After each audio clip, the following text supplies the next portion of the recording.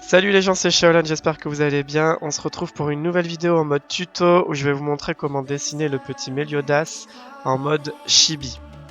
Donc je commence toujours de la même manière, je fais un gros rectangle pour la tête et un rectangle plus allongé pour le corps. Je trace des lignes de symétrie pour avoir quelque chose d'à peu près symétrique. Hein, ça ressemble un petit peu au corps d'une figurine pop, c'est pour ça que je vous en ai mis une à côté. Comme ça, ça peut vous donner des idées. Je sépare la partie inférieure du visage en deux. C'est là qu'il va y avoir en fait les yeux, le nez et la bouche. Donc ça me permet de placer les yeux. Donc Meliodas, lui, il a des yeux assez rapprochés. J'aurais pu même les faire un petit peu plus rapprochés. Ils sont ronds. La pupille est en forme d'amande. En fait, ce que vous voyez pas là, c'est que à côté de moi sur ma tablette, j'ai 2-3 références de Meliodas pour m'aider, notamment pour dessiner les yeux, les cheveux, les vêtements. Voilà. Donc là, je dessine les pupilles. Je vais faire le nez, la bouche. Voilà. À chaque fois, je retravaille un petit peu la forme du visage.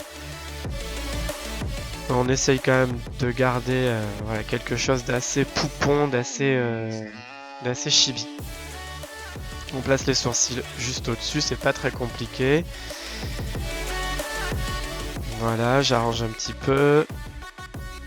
Et là, on va commencer à dessiner les cheveux. Donc les cheveux, on va faire mèche par mèche.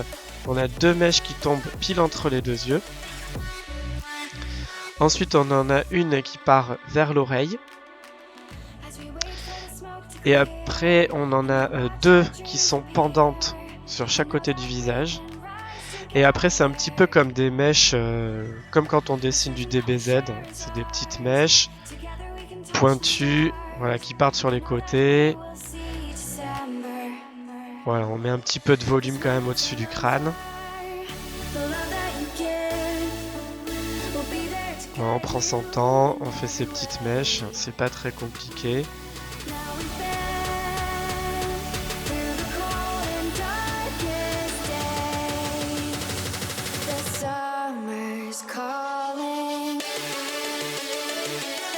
Voilà.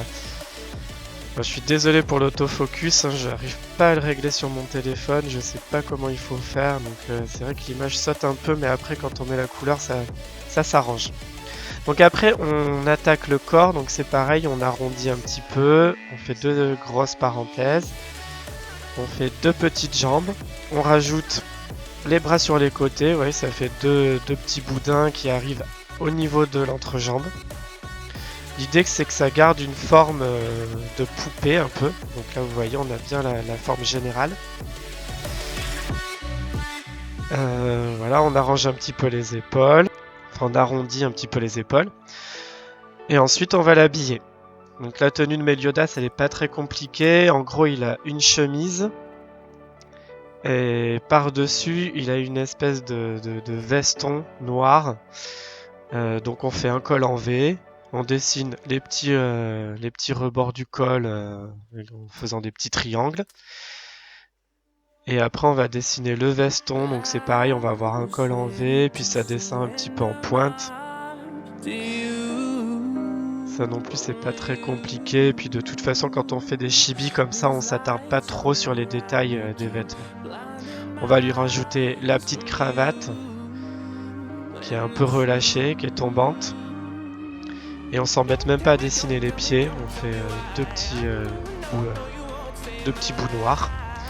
Là ce que je vais retravailler c'est le contour des bras.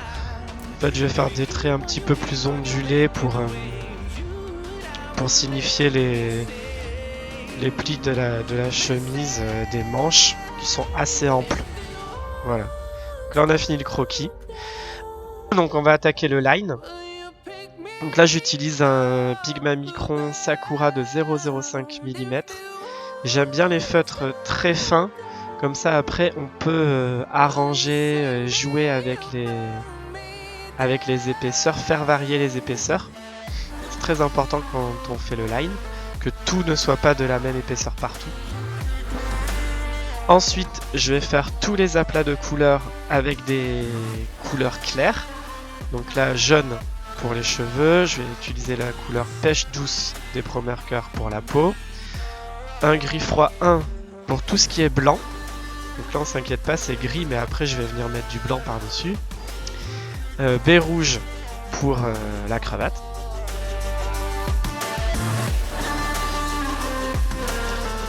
Gris froid 5 pour le veston. Finalement, je trouve que c'est pas assez foncé, donc je vais remettre du noir par-dessus après. Et je vais prendre 3 verts différents pour faire un petit dégradé dans les pupilles. Voilà. Donc après avoir fait ça, je vais prendre des feutres au moins 2 tons au-dessus pour faire les ombres. Donc là, vous voyez, j'ai pris un gris froid 3 pour la chemise et les yeux. J'ai pris un corail pour la peau du visage. Donc c'est bien de mettre du contraste, c'est bien de ne pas hésiter. Bon, moi là je me suis un petit peu lâché sur les ombres du visage, j'aurais peut-être pu être un peu plus léger. Mais c'est pas grave, ça marche quand même. Inversement, pour les cheveux, j'ai pris une couleur qui est un peu trop claire. J'aurais pu contraster un petit peu plus. Après j'ai pris du noir donc pour les chaussures et pour le veston. Je vais laisser juste quelques zones grises. Et là le petit truc c'est les pastels, donc je vais prendre des crayons de pastel sec blanc et noir avec une estampe en papier. Et donc je vais venir rajouter de la lumière et du blanc dans les yeux sur la chemise, de la lumière dans les cheveux, et avec le noir pareil je vais accentuer les ombres à certains endroits. Et en fait ce que ça apporte c'est du volume. Ça accentue certaines ombres et ça apporte du volume et du contraste. Je m'en sers aussi pour faire une petite ombre au personnage. Et j'utilise un Posca blanc pour mettre 2-3 lumières, surtout les reflets dans les yeux, et 2-3 lumières sur le reste du personnage. Voilà, après le Posca blanc, faut pas en abuser, faut pas en mettre partout. Voilà, j'espère que le dessin et ce nouveau concept de vidéo vous ont plu. Si c'est le cas, n'hésitez pas à mettre un petit like ou à me donner votre avis en commentaire.